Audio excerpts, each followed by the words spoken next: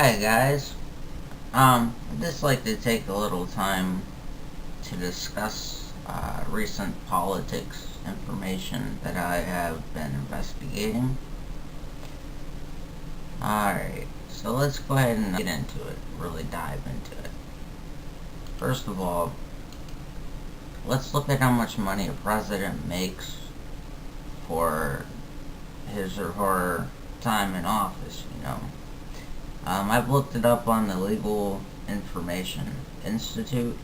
I will include all my sources within the description of this video.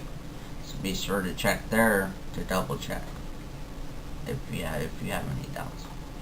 So it says, the President shall receive in full for his services during the term for which he shall have been elected compensation in the aggregate amount of $400,000 a year, to be paid monthly.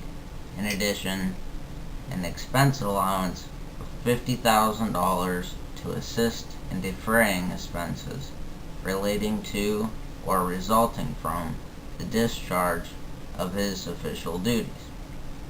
Any unused amounts of such expense allowance shall revert to the Treasury pursuant to Section 1552 of Title 31 United States Code. No amount of such expense allowance shall be included in the gross income of the President. He shall be entitled also to use the use of the furniture and other effects belonging to the United States and kept in the executive residence at the White House. Well, that's all fine and dandy, okay?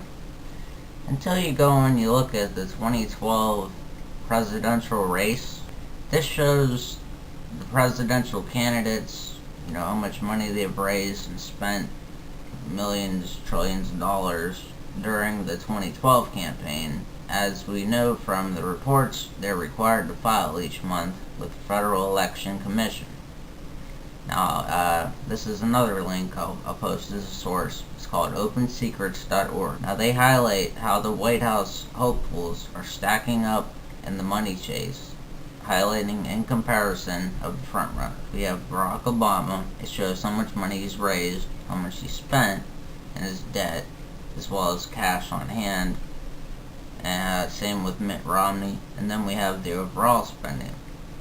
Now, if you combine the blue team, the Democrats, with the red team, the Republicans, we all know they're the same. They have the same agenda. But anyway, if you combine their two campaign sums, it's over $2 trillion. Okay? Now we're going back here. Now your president's making $400,000 a year to be paid monthly during their term in service. Once they're out of office, they're out of office. That money stops. So why would anybody pay that kind of money? Okay, Barack Obama, he spent $1,107,114,702 to become the president. He's making $400,000 a year plus the expenses. So I've deducted all the expenses out and just left it at $400K. So, doing this simple math, I punched it in the calculator. We're left with, so you got your 1 trillion, alright, minus that, the four years in office would be $1,600,000,000. Okay. So that leaves you with $1,105,514,702,000. My math might be off, but that seems to be strange. You wouldn't go into Burger King and then tell the manager, hey, I'll give you $400,000 if you let me work here for 4 years. Does that make sense to you? It doesn't seem to make sense to me. The only thing I can figure is these people that have donated money to him are expecting some form of compensation through laws perhaps tax breaks. Something's fishy. I don't buy it. I encourage you to look up this information. And like I said, I'll be posting where I've gotten my information and the sources, so you can go and look for yourself. So it definitely don't make a lot of sense to me. And I wanted to talk about the ISIL or ISIS threat. If you remember back, Obama created them to fight Syria, the Syrian government. Now he's wanting to send our guys, our Air Force, over there to kill them to get our weapons back. Does that make any sense to you? Okay, and this isn't the first time it's happened. You go back, I think it was President Bush Sr. He created Al-Qaeda and the Taliban. Then you got Saddam Hussein. He put him in power. And then you got Clinton. He come along. He had his ordeals. Then Bush Light gets in there. Oh no, we got terrorists over there. He's making yellow cake uranium. We gotta go after him. So now you have a power vacuum in Iraq. And ISIS, or ISIL, whatever that they want to call them, are going up there. And Obama's kind of mad because he wanted them to topple Syria. Well, now they're headed to Iraq. We can't have that. We gotta send in the airstrikes. We gotta get boots on the ground. That's what you're seeing. So I think more than having people's security and interests at heart, this is more of they're moving in to take control of the oil fields. This is a power play. The United States government doesn't care about that place. They just care about keeping the Federal Reserve notes floating. Because once the Federal Reserve notes plunder, once they go under, the whole economy collapses. They're based on the petrodollar. Yeah. In other words, oil. You can't trade, buy or sell oil without Federal Reserve notes. So this is what we're seeing over there. Obama gave the Syrian rebels, or ISIS, or ISIL, whatever you want to call them, $500 million in weaponry to fight Syrian government, Assad, or whatever his name is. Well, they didn't do that, so now that's what you're seeing over there. And I'll find the links, and I'll put them in the description too, for the source for you to look at. It's really interesting here. But I definitely want you to take a look at who invested in Obama getting elected, who invested in Romney, and then take a look at their stock portfolios. See who's invested, and then you'll see why they've invested. Like the healthcare industry, of course. Obama's he's made quite a lot of money off of that ordeal. If you go back and look at the Bush-Cheney years, Halliburton, they've made, at least trillions of dollars. And we all realize now that, hindsight's 2020, that wasn't a war for freedom or any of that. It was to make Halliburton money, which in turn made Dick Cheney very, very wealthy. It made Bush very, very wealthy. This had nothing to do with yellow cake uranium or any of that. I just like you guys to do your own research into this. Post your comments, and let me know what you think about this.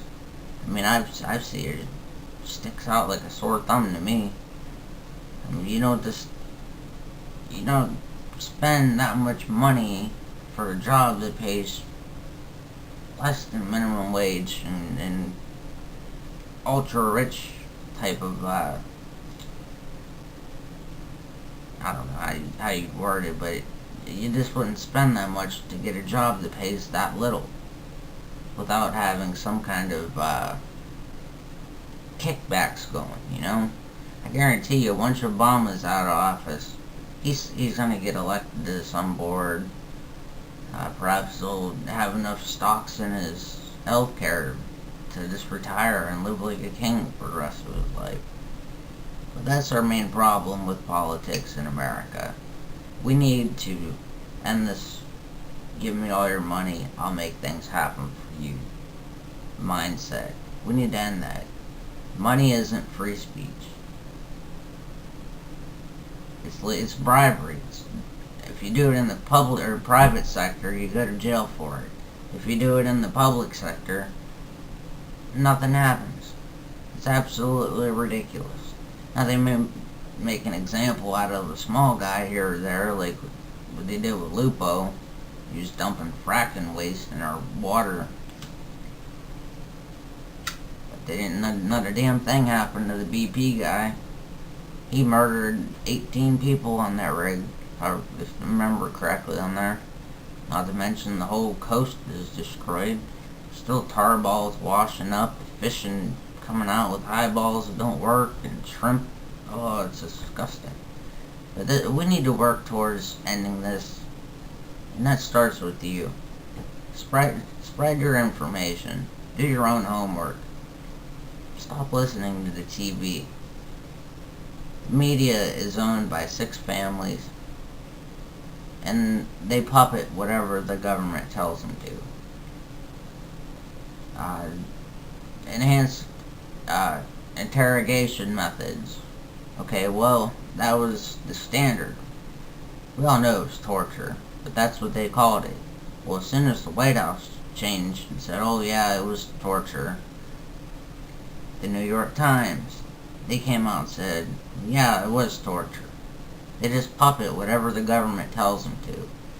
We're fighting now. We have the internet, but they're working on stripping that from us. They're trying very hard to take our freedom of speech away with net neutrality. They basically toss the coin up in the air, just waiting for it to fall. I've seen that people who have protested and crashed their website twice already, on 2 separate occasions. So that's kind of hopeful. I mean, we do need the internet. I've seen this great effort to show the world what will happen if net neutrality gets done away with. You know, there's a great slowdown. But get back to the original story here. Investigate what these presidents are doing. Why would you do that? It doesn't make any sense to me. I don't know. Well, I hope you've enjoyed this video, and please go ahead and investigate these topics I've been talking about. I guarantee you'll find some interesting stuff out there. Well, until next time, I hope you have a good day.